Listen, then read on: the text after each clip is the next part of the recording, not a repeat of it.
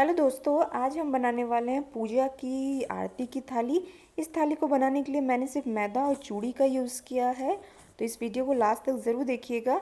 आप इस थाली को नवरात्रि में, दिवाली में या घर में आपने कोई विशेष पूजा रखी है उसमें आप इसका इस्तेमाल बिल्कुल कर सकते हैं। चलिए लेट्स स्टार्ट। तो यहाँ मैंने लिया एक बोल मैदा का, इसमें डालेंगे 1 चम्मच नमक। जी हाँ, मैं कोई आप लोग को पूड़ी की रेसिपी आप लोग के साथ शेयर नहीं कर रही हूँ, मैं आप लोगों को पूजा की थाल बनाना ही सिखाऊंगी। अब इसमें डालेंगे सेवलॉन या डिटॉल। सेवलॉन और डिटॉल हम इसलिए डालते हैं क्योंकि मैंने इसे मैदा से बना रही हूँ और इसमें कोई कीड़े मकोड़े ना लगे, इसलिए हम इसमें सेवलॉन डाल रहे हैं। और अब इसमें डालेंगे 1 चम्मच कुकिंग ऑयल और अब पानी के हेल्प से हम इसका आटा लगाएंगे।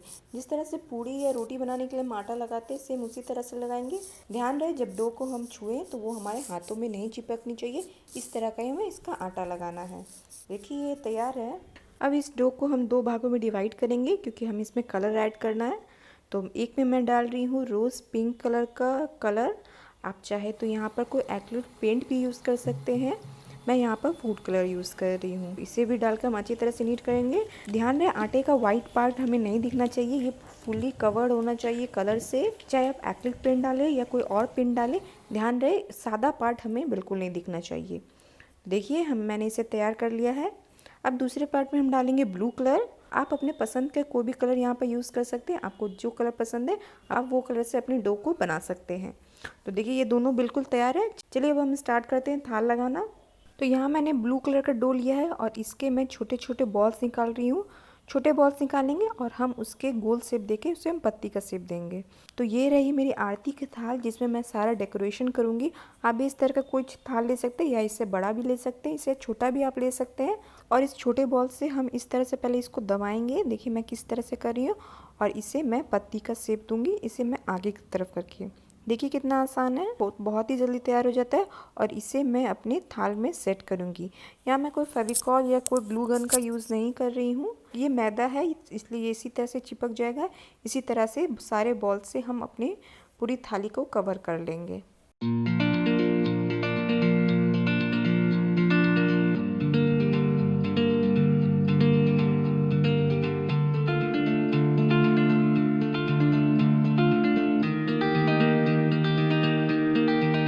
तो ये देखिए मैंने थाल को पूरा कवर कर लिया है ब्लू कलर के डो से।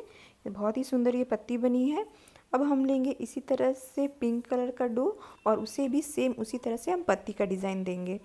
देखिए मैं किस तरह से कर रही हूँ और इस पिंक पत्ती को मैं ब्लू पत्ती के ऊपर लगाऊंगी। देखिए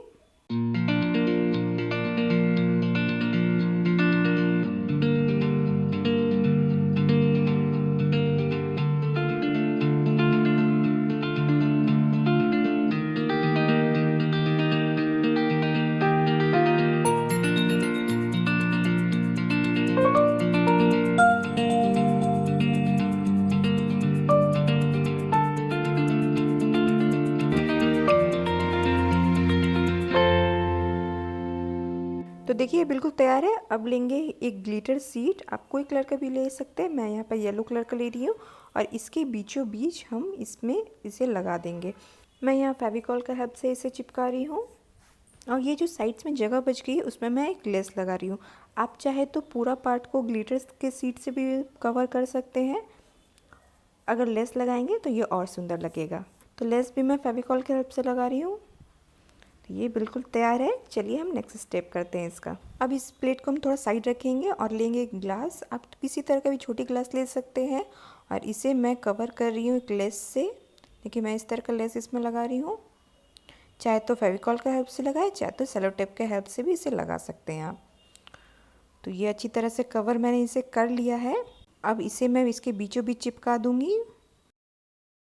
देखिए कितना सुंदर लग रहा है ये। अब इस तरह का कोई छोटा प्लेट लेंगे और इसके ऊपर हम इसे चिपका देंगे। देखिए आपका बहुत ही सुंदर ये आरती का थाल बनने के लास्ट स्टेज में आ चुका है। और अब हम वही प्रोसेस रिपीट करेंगे। जैसे मैंने बॉल से पत्ती बनाई थी उसे मैं इसके ऊपर लगा रही हूँ, लेकिन कलर थोड़ा अलग कर रही हूँ। यहाँ मैं पिंक कलर पहले डाल रही हूँ और बाद में इसके ब्लू कलर डालूँगी।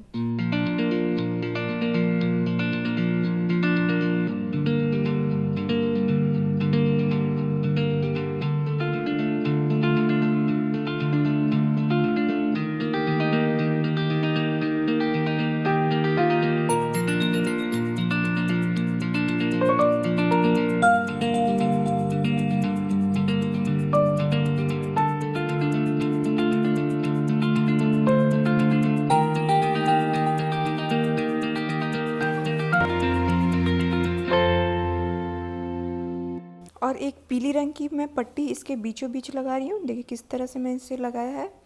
और अब सारी पत्तियों में मैं इस तरह का मोती को चिपका रही हूँ। फेविकॉल का हेल्प से मैं इसे चिपकाऊंगी। इसी तरह से हम सारी पत्ती में चिपका लेंगे। अब लेंगे चूड़ी, देखिए इस तरह से, और एक गोटे से इसे मैं कवर कर रही हूँ। देखिए इस तरह का सारे चूड़ी बनके तैयार हो जाएंगे। और एक ग्लिटर सीट लेके हम इस चूड़ी के नाप का एक राउंड शेप का सीट हम निकाल लेंगे। देखिए मैं इस तरह से निशान लगा रही हूँ और फिर इसे हम कट कर लेंगे और इस सीट को हम चूड़ी में चिपका लेंगे। मैं ये फेविकॉल के हेल्प से चिपका रही हूँ। देखिए हमारी सारी चूड़ी बनके तैयार है। अब इसमें आप चाहे तो कोई नाम लिख सकते हैं। मैं यहाँ पर राधे राधे लिख रही हूँ, स्वास्तिक बना रही हूँ, ओम लिख रही हूँ। तो आप अगर नवरात्रि में बना रहे हैं और आपकी प्लेट अगर बड़ी है तो आप माता के यहाँ पर 9 नाम लिख सकते हैं। और अगर आप दिवाली के लिए इसे बना रहे हैं तो यहाँ पर आप शुभ लाभ लिख सकते हैं, रिद्धि सिद्धि लिख सकते हैं। तो इसे मैं एक पेंट से इसमें मैं नाम लिख रही हूँ। और इन चूड़ी पे हम लगा रहे हैं थोड़ा सा फेविकॉल, और इसे फेविकॉल लगा के हम इसे नीचे की तरफ फिक्स करेंगे। देखिए सारे ही चूड़ी को हम इसी तरह से फिक्स कर लेंगे।